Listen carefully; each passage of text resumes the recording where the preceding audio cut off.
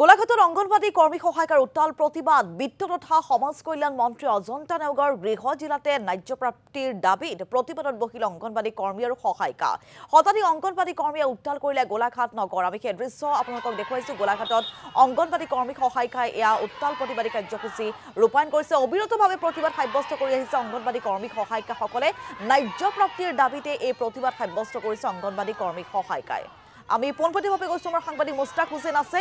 মুস্তাক অবিৰতভাৱে এই সকল অঙ্গনবাদী কৰ্মী আৰু সহায়িকাই প্ৰতিবাদী কাৰ্যসূচী ৰূপায়ণ কৰি আহিছে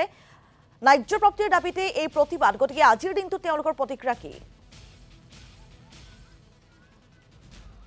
নিশ্চয়কৈ হিমাক্ষী এই মুহূৰ্তত মই দেখাইছোঁ যে গোলাঘাটৰ ৰাজপথত এতিয়া শ অঙ্গনবাদী যিসকল সহায়িকাৰ কৰ্মী আছে আৰু ৰাজপথ এতিয়া উত্তাল কৰিছে মই এই মুহূৰ্তত দেখুৱাইছোঁ তাৰ দৃশ্য যে চাওক এইদৰে তেওঁলোকে ন্যায্য প্ৰাপ্তিৰ দাবীত তেওঁলোকে বৃহৎ প্ৰতিবাদী কাৰ্যসূচী তেওঁলোকে গ্ৰহণ কৰিছে আৰু গোলাঘাটৰ ৰাজপথত এইদৰে শ এয়া মহিলা যিসকল কৰ্মী আছে অঙ্গনবাদী কৰ্মী সহায়িকা তেওঁলোকে ওলাই আহিছে মই তাৰ পোনপটীয়া দৃশ্য দেখুৱাইছোঁ আপুনি যিমান দূৰলৈকে চাব সিমান দূৰলৈকে কেৱল তেওঁলোকৰ কৰ্মী সহায়িকা আৰু গোটেই জিলাখনতে ইতিমধ্যে আমি গম পোৱা মতে ৩,৯১০ গৰাকী অঙ্গনবাদী কৰ্মী আৰু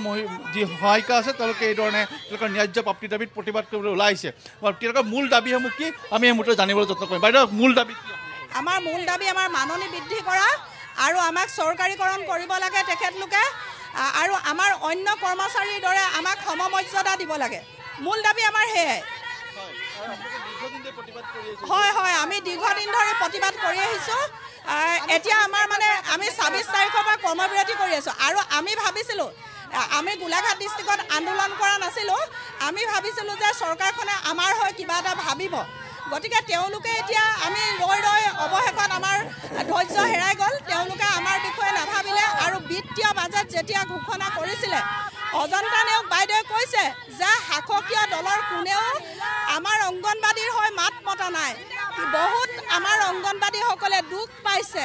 কাৰণ আমাৰ হৈ মাত মতা নাই বুলি কোনে কৈছে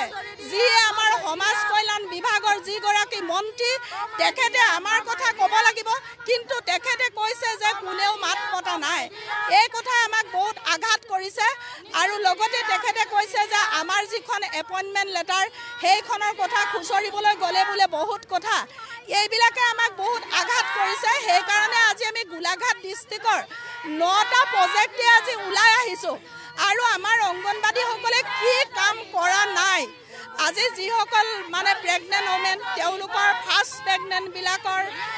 আমি ৫,০০০ টকাকৈ পাই প্ৰধানমন্ত্ৰী মাতৃ বন্দনা যোজনাৰ যোগেদি আমি সেই টকা অনলাইন কৰোঁ ছেকেণ্ড গাৰ্ল চাইল্ড তেওঁলোকে ৬,০০০ টকাকৈ পায় সেয়া কামো আমি অনলাইন কৰোঁ যোনটো মোবাইলত আমি অনলাইন কৰোঁ সেইটো আমাৰ নিজৰ টকাৰে খৰচ কৰি লোৱা মোবাইল আৰু যিসকলে মোবাইলত কাম কৰিব নোৱাৰে নিজৰ আৰ্থিকভাৱে সমৰ্থ নাই মোবাইল এটা ল'বলৈ তেওঁলোকক অফিচে বহুত কুকুৰে নোখোৱা গালি পাৰে বহুত দুখৰ কথা সেইবিলাক আমাৰ আৰু যিটো মোবাইল দিছিলে কাৰ্যালয় আমাক সেই মোবাইলটো একো কামেই কৰিব নোৱাৰি গতিকে এতিয়া যিবিলাক আমি কাম কৰি আছোঁ এতিয়া ইলেকশ্যন আহিছে ইলেকশ্যনৰ সময়ত আমি wheelchair voter postal voter এই সকলোবিলাক কাম আমি কৰি আছোঁ BLO আমাৰ কৰ্মী সহায়িকাই কৰি আছে আৰু NRCৰ কামো আগতে আমাৰ কৰ্মীয়ে কৰি আছিলে সমাজৰ কি কাম কৰা নাই অঙ্গনবাদীসকলে আজি মুখ্যমন্ত্ৰী মহোদয়ক মই আপোনালোকৰ চেনেলৰ যোগেদি ক'ব বিচাৰিম মুখ্যমন্ত্ৰী মহোদয়ে প্ৰতিটো বিভাগকে মাননি বৃদ্ধি কৰিছে দৰমহা বঢ়াই দিছে কিন্তু ইমান আৰ্তনাদ কৰি থকা অঙ্গনবাদীসকলক কিয়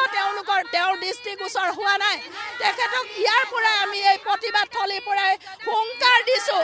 গোলাঘাট ডিষ্ট্ৰিক্টৰ পৰা অজন্তা বাইদেউক আমি হুংকাৰ দিছোঁ এয়া আমাৰ আন্দোলন নহয় জংগী আন্দোলন কৰিবলৈ আমাৰ কৰ্মী সহায়িকাসকলে ৰাজপথলৈ